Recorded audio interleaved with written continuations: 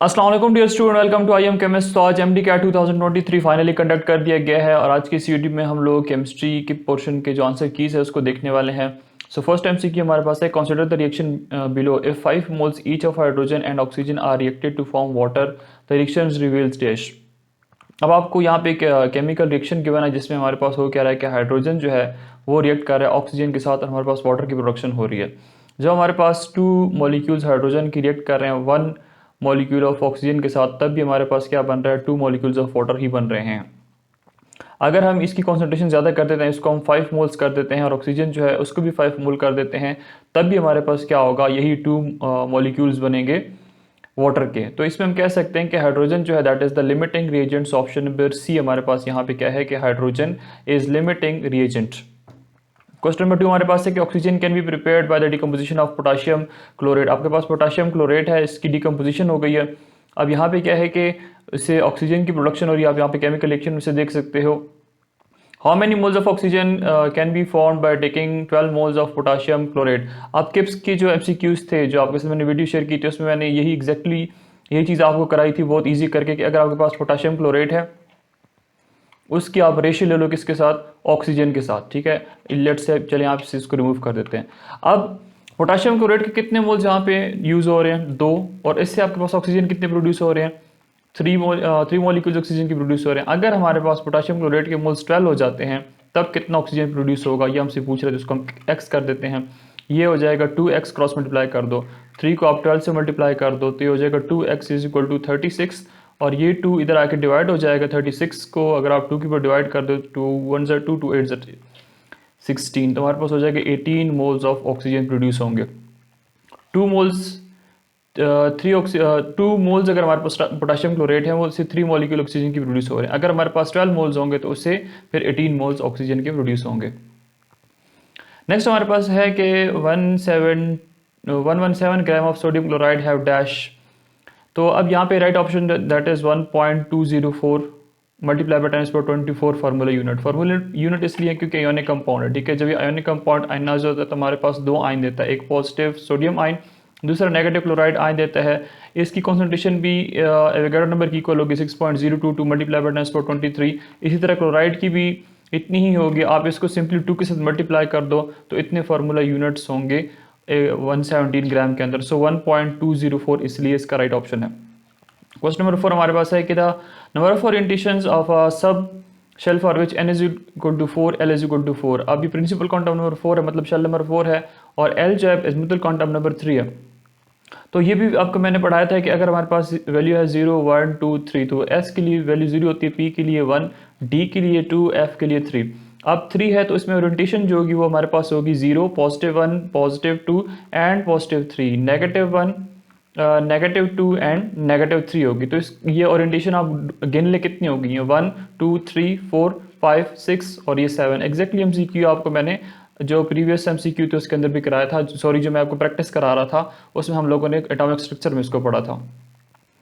Number 5 हमारे पास है कि photon of the lowest wavelength is related to Balmer series. ठीक है, फोटोन जो है उसकी अगर हम उसको रिलेट कर देते हैं वेवलेंथ के साथ तो बाल्मर सीरीज में उसको जो है तो लोवेस्ट वेवलेंथ मिल रहा होता है।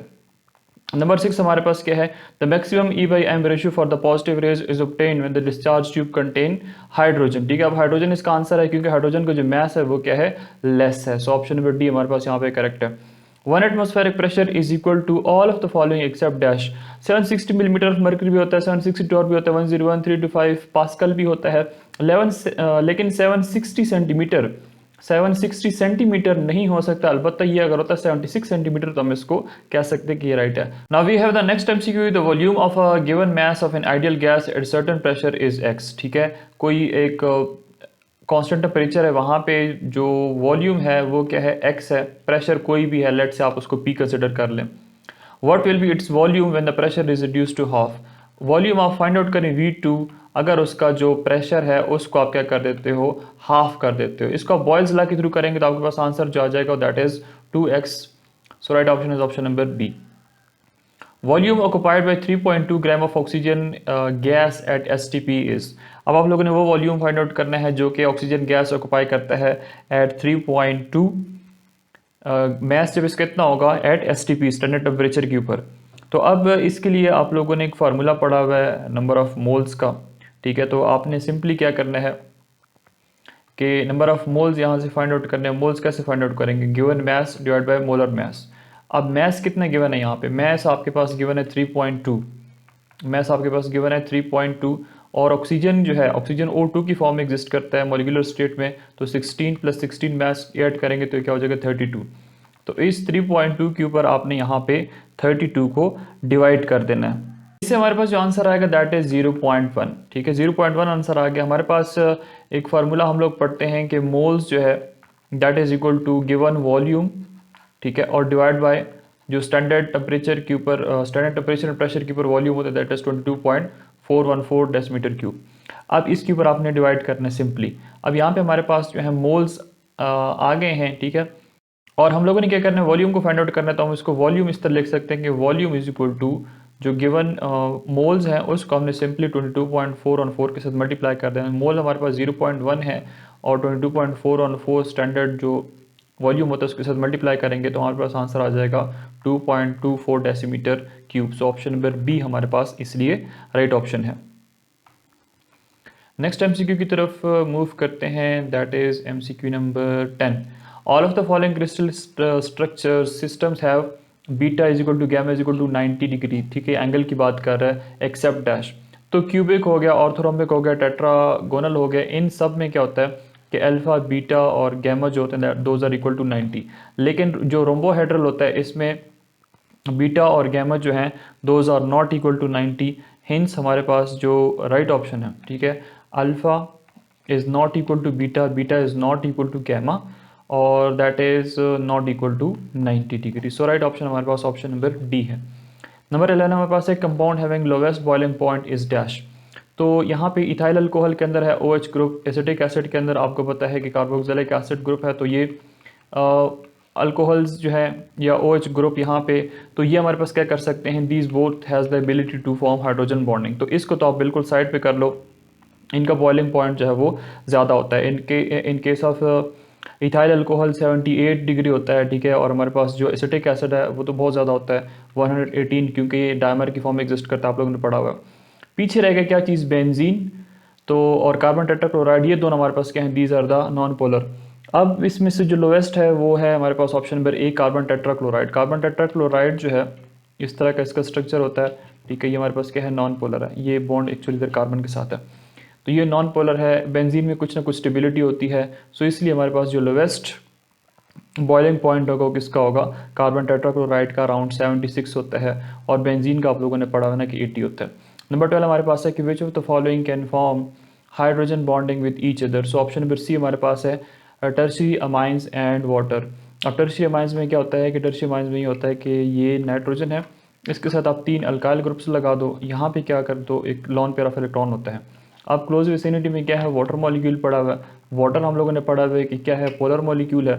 यहाँ पे लॉन पेयर के साथ यहाँ पे इंटरेक्शन कर लेता है और हमारे पास जो है एक हाइड्रोजन बॉन्ड की फॉर्मेशन हो सकती है। इस ऑप्शन नंबर सी हमारे पास इसलिए राइट ऑप्शन है, बाकी जो हाइड्रोजन बॉन्डिंग नहीं बना सकते।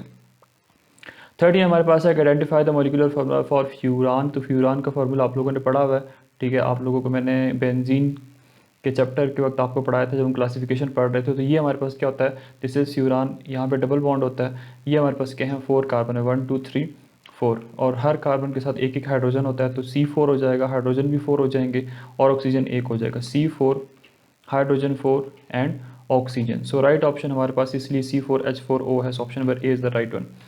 नेक्स्ट हमारे पास MCQ नंबर 14 है कि Haber process is used for the synthesis of ammonia. Hydrogen जो है उसको आप नाइट्रोजन के साथ रिएक्ट करा दो, तो इससे आपके पास क्या बनेगा, इससे आपके पास बनेगा एमोनिया की फॉर्मेशन, इसको आप कहते हो हेबर प्रोसेस। अब यहाँ पे आप क्या करते हो, आयरन ऐड करते हो एज अ कैटलिस्ट, और टेम्परेचर जो होता है that is 400 to 450 degree centigrade, और प्रेशर जो होता है वो 300 तक होता है। तो राइट ऑप्शन हमारे पास ऑप्शन नंबर सी है। If ionic product is less than KSP then precipitates नहीं बनेंगे, ठीक है। कल जो आपको रात वीडियो कराई थी उसी के अंदर ये MCQ हमने डिस्कस किया था, और ये नेक्स्ट भी उसी के अंदर हमने डिस्कस किया था कि if change in number of moles is equal to 0 तब हमारे पास क्या होगा, Kp is equal to Kn। मैंने आपको Kp और Kc का बताया था, लेकिन इन दोनों में जो रिलेशन होती है वो सेम होती है, चाहे Kn है या फिर Kp है। 17 हमारे पास है कि reaction that follows third order kinetics. अब ये आप लोगों ने अगर पढ़ा हो तो ये याद करके गए होंगे, तो आप लोगों ने किया होगा कि गैस फेज ऑक्सीडेशन होती है जब नाइट्रिक ऑक्साइड की, तो हमारे पास वो क्या होता है, दिस इज सेकंड ऑर्डर। बाकी जो आपको नज़र आ रहे हैं ये सारे, sorry this is third order, ये हमारे पास क्या है, थर्ड ऑर्डर है। बाकी जो आपको नज़र आ रहे हैं these are the second order reaction. 18 हमारे पास है कि as compared to exothermic reaction formation of activated complex is endothermic reaction required dash greater activation energy. तो एक्सोथर्मिक में जो है एक्टिवेशन एनर्जी कम रिक्वायर्ड होती है और एंडोथर्मिक में है ज़्यादा एक्टिवेशन एनर्जी की रिक्वायरमेंट होती है। एक्टिवेशन एनर्जी क्या होती है, मिनिमम एनर्जी होती है जिससे आपके पास क्या होता है कि रिएक्शन जो है वो स्टार्ट हो सके और रिएक्टेंट जो है वो प्रोडक्ट में कन्वर्ट हो सके। नंबर 19 हमारे पास है कि ऐसा unit of specific heat capacity है। अब स्पेसिफिक हीट कैपेसिटी की आप लोगों ने इस पर यूनिट फाइंड आउट करनी है। तो स्पेसिफिक हीट कैपेसिटी आपको पता है ना कि Q divide by N delta T, ठीक है। अब Q हीट को आप जॉल में मेजर करते हो और नंबर ऑफ मोल्स को आप ग्राम में मेजर कर लो, और जो चेंज इन टेम्परेचर है ऑब्वियसली उसको आप केल्विन के अंदर मेजर करते हो। सो ये क्या बन सकता है, जॉल पर ग्राम पर kelvin. So right option is option number A.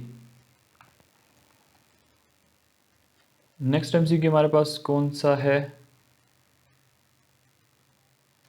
Process involving solid and liquids. अब ऐसे प्रोसेसेस जहाँ पे सॉलिड और लिक्विड दोनों इन्वॉल्व होते हैं तो वहाँ पे हमारे पास जो एंथैल्पी होती है that is equal to change in internal energy. Option number C हमारे पास इसलिए यहाँ पे करेक्ट है।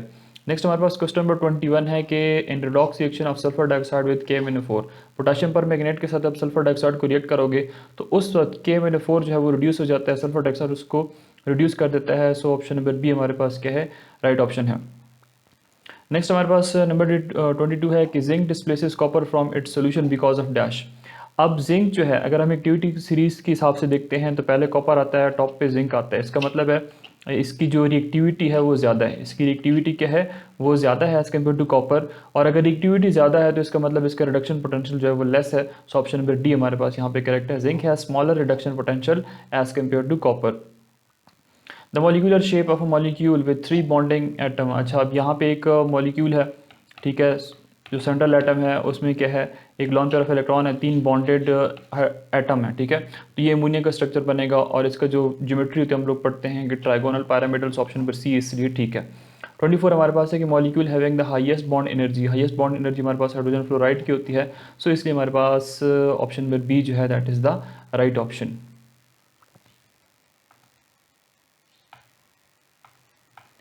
नेक्स्ट एमसीक्यू हमारे पास 25 है कि the bond length between double bonded carbon atom is. अब ये रट्टे वाली बात थी, आपसे इसके बारे में पूछा गया था और ये हम लोगों ने ऑर्गेनिक कंपाउंड्स में पढ़ा था कि 1.34 एंगस्ट्रॉम इसके बीच में जो डिस्टेंस है वो होता है। सो ऑप्शन नंबर ए हमारे पास यहाँ पे राइट ऑप्शन है। 26 हमारे पास है कि choose the element that form normal oxide. ये भी आपको मैंने बहुत डिटेल के साथ S&P ब्लॉक के अंदर पढ़ाया था कि लिथियम जो होता है ये क्या करता है, सिर्फ और सिर्फ नॉर्मल ऑक्साइड बनाता है। लिथियम क्या करता है, ये सिर्फ और सिर्फ नॉर्मल ऑक्साइड बनाता है। नॉर्मल ऑक्साइड के अबाउट हम लोगों ने पढ़ा था कि यहाँ पे चार्ज क्या होता है, दैट इज -2, ठीक है। लिथियम के ऊपर अपने चार्ज +1 है, यहाँ पे क्या चार्ज होता है -2। तो ये नॉर्मल ऑक्साइड्स होते हैं। फिर हम लोगों ने सुपर ऑक्साइड के अबाउट पढ़ा था और सुपर ऑक्साइड में हम लोगों ने क्या पढ़ा था कि ऑक्सीजन के ऊपर चार्ज होता है दैट इज़ -1/5 या -0.5, ठीक है, सुपर ऑक्साइड होते हैं।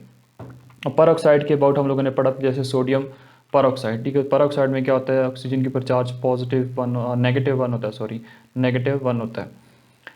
एनीवेज यहाँ पे राइट ऑप्शन लिथियम का है। Element which who salt do not impart colour. अब ये भी याद करने वाला था, फ्लेम टेस्ट में आप लोगों ने इसको याद करना था। तो बेरिलियम जो है ये कलर नहीं देता। 28 हमारे पास है कि indicate super oxide in the following. Super oxide अभी आपको मैंने बता दिया है कि सुपर ऑक्साइड्स वो होते हैं जिसके ऊपर चार्ज कितना होता है -1.5। सो 2 को अगर आप -1.5 के साथ मल्टीप्लाई करोगे तो आपके पास आंसर 1 आएगा। रुबीडियम ग्रुप 1 का एलिमेंट है जिसके ऊपर चार्ज +1 है। तो इसलिए हमारे पास right option option number D है कि यहाँ पे ऑक्साइड के ऊपर चार्ज जो है दैट इज -0.5 या -1/2। 29 हमारे पास है कि which of the following is covalent in nature. Covalent nature ये हमारे पास है बेरिलियम, फिर मैग्नीशियम, फिर कैल्शियम एंड बेरियम, स्ट्रोंशियम वगैरह। ग्रुप 2A के एलिमेंट है। तो बेरिलियम जो है इसका स्मॉलेस्ट साइज होता है, इसलिए इसके जो कंपाउंड्स होंगे भी क्या होंगे, कोवेलेंट बनेंगे। सो ऑप्शन नंबर बी हमारे पास बेरिलियम नाइट्राइड जो है that is covalent in nature. Next हमारे पास क्या है कि which one is unpaired electron in the valence shell तो जो हमारे पास टाइटेनियम है इसके जो है अनपेयर्ड इलेक्ट्रॉन्स मौजूद है, इसमें ऑप्शन नंबर सी हमारे पास यहाँ पे राइट ऑप्शन है। बाकी आप इसकी इलेक्ट्रॉनिक कन्फिग्रेशन कर लेना तो आपको इसमें नज़र आएगा कि यहाँ पे अनपेयर्ड इलेक्ट्रॉन्स जो है वो मौजूद होते हैं। 31 हमारे पास है कि the oxidation number of cobalt in the given coordination compound is. अब यहाँ पे कोऑर्डिनेशन नंबर आप लोगों ने बताना है, तो कोऑर्डिनेशन नंबर हमारे पास कोबाल्ट का यहाँ पे 3 ही होता है। ठीक है, हमारे पास 3 क्यों है, क्योंकि ये जो हमारे पास लिगेंड है कितने टाइम्स है, 3 टाइम्स इसके साथ बॉन्डेड है, तो इसलिए इसका कोऑर्डिनेशन नंबर भी क्या है, that is 3। Dimethyl diamino methylene जो है इसके साथ यहाँ पे लिगेंड लगा होता है। ठीक है, इस तरह कोबाल्ट होता है, यहाँ पे ये 3 साइड से क्या होते हैं, ये NH2 ग्रुप जो है इसके साथ अटैच्ड होता है, इसलिए कोऑर्डिनेशन नंबर इसका 3 है। 32 हमारे पास क्या है कि pyrrole belongs to which class. Pyrrole में हम लोगों ने पढ़ा है कि यहाँ पे नाइट्रोजन एटम होता है। ठीक है, दिस इज पायरोल, और जैसे फ्यूरान है इसी तरह पायरोल भी है, so it belongs to heterocyclic organic compound. 33 हमारे पास है कि ethyl alcohol in the presence of sulphuric acid at 170 degree centigrade dash. अब ये हमारे पास क्या है, इथाइल अल्कोहल है, ये हमारे पास क्या है, this is ethyl alcohol.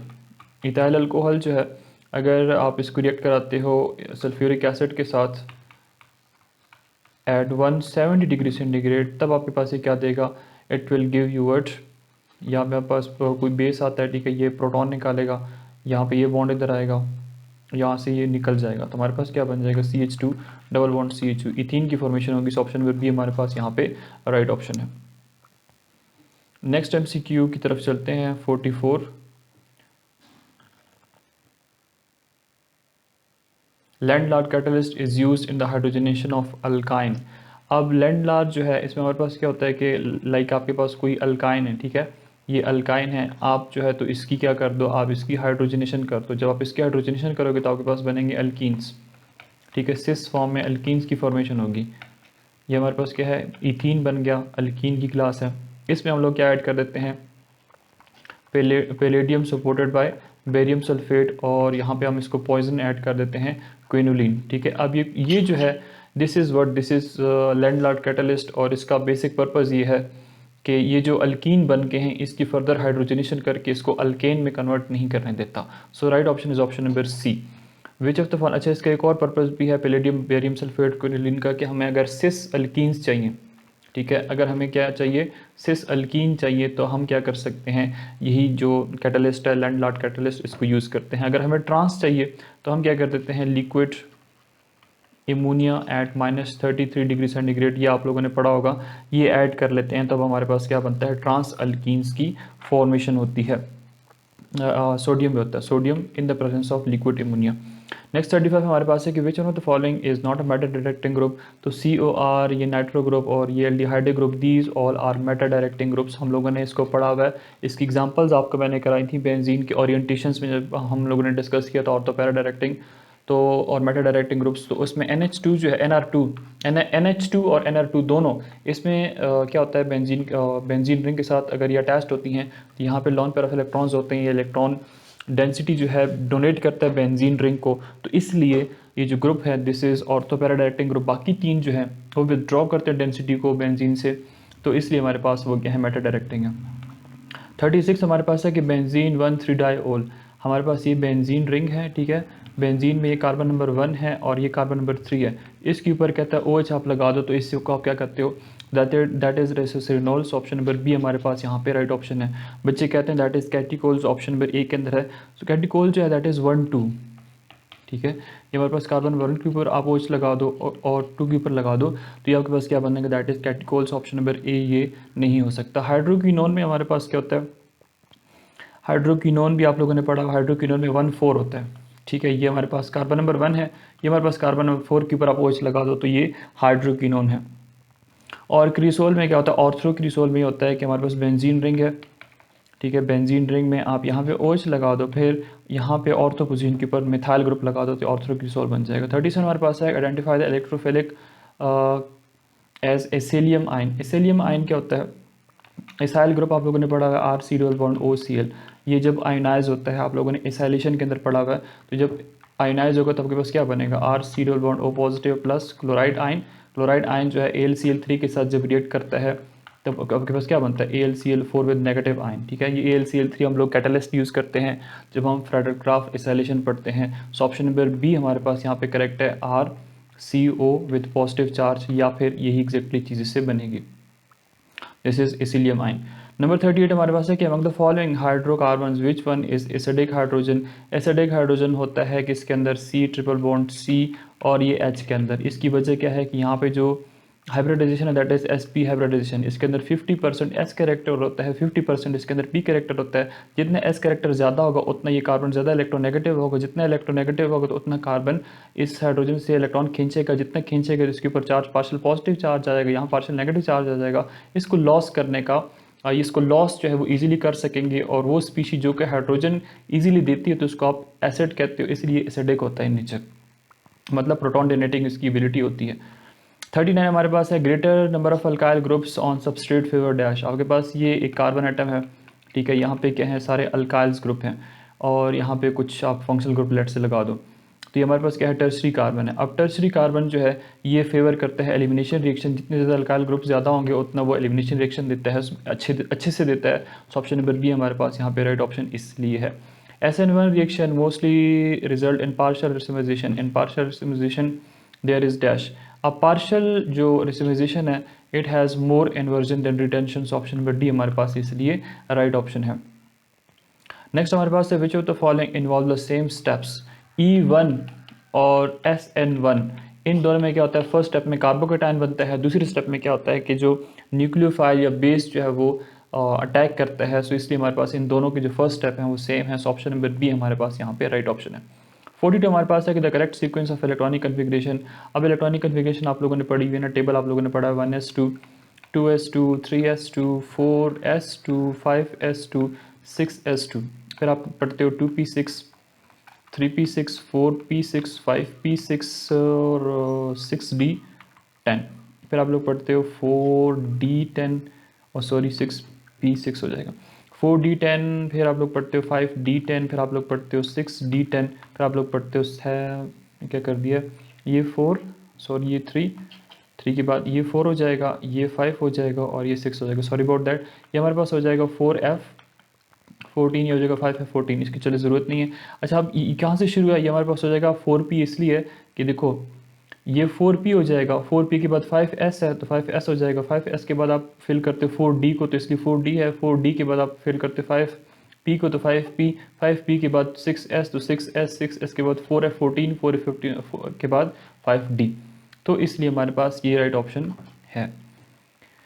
Next हमारे पास एमसीक्यू नंबर 43 है कि when phenol react with excess of bromine in aqueous solution it result in the formation of dash. Aqueous solution कहते हैं वाटर सॉल्यूशन को। आपको कह रहा है कि फिनोल है, ठीक है, फिनोल को आपने रिएक्ट करा दिया किसके साथ, ब्रोमीन के साथ, 3 मॉलिक्यूल आप ब्रोमीन के ले लो तो इससे आपके पास क्या बनेगा, you will get brominated product. आपके पास ये OH है और यहाँ पे क्या लगेगा, सारे के सारे हाइड्रोजन जो सब्सटीट्यूट हो जाएंगे और यहाँ पे ब्रोमीन जो है वो लग जाएगा, सॉरी एक हाइड्रोजन सब्सटीट्यूट होगा, ठीक है, एक हाइड्रोजन यहाँ पे रहेगा, दूसरा आप क्या कर दें यहाँ पे ब्रोमीन लगा दें, दूसरा आप क्या लगा दें यहाँ पे ब्रोमीन लगा दें, ठीक है, यहाँ पे हाइड्रोजन होगा तो इसको क्या कहते हैं, that is 2,4,6 tribromo phenols. Option number C हमारे पास ये राइट ऑप्शन है। एग्जैक्टली MCQs आपको मैंने बेंजीन के रिएक्शंस में कराया था।